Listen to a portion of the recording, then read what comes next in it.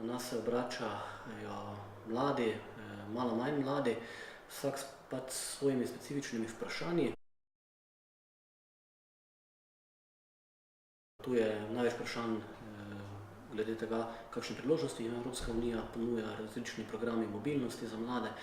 Dosti je takšnih, ki pač nekako želijo gradivo za razne seminarske naloge, tudi diplomske naloge. Tu pa je gotovo v ospredju zaposlovanje v drugih državah članicah Evropske unije, predvsem v sosednji Avstriji, ter potem tudi razne možnosti pridobivanja evropskih sredstev. Tudi v današnjih časih, ko je po mojem mnenju Evropska unija na neki prelomnici, je tudi dobro, da se predvsem mladi zavedajo, kako je sploh začela nastajati, kakšni so bili motivi za nastanek Evropske unije, na katerih vrednotah temelji sploh to povezovanje med državami in narodi.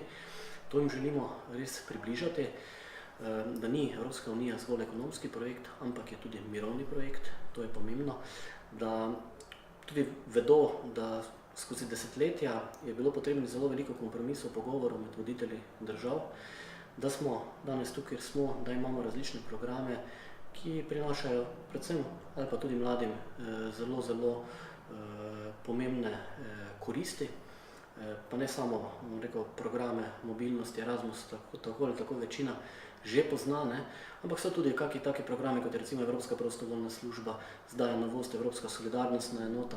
Prav je, da že zdaj v rani mladosti, v osnovni šoli, predvsem pa tudi v srednji šoli izvedo za to. Ravno v informacijah je moč, informacija mora biti pravočasna, mora biti konkretna, potem lahko tudi koristno uporabljamo.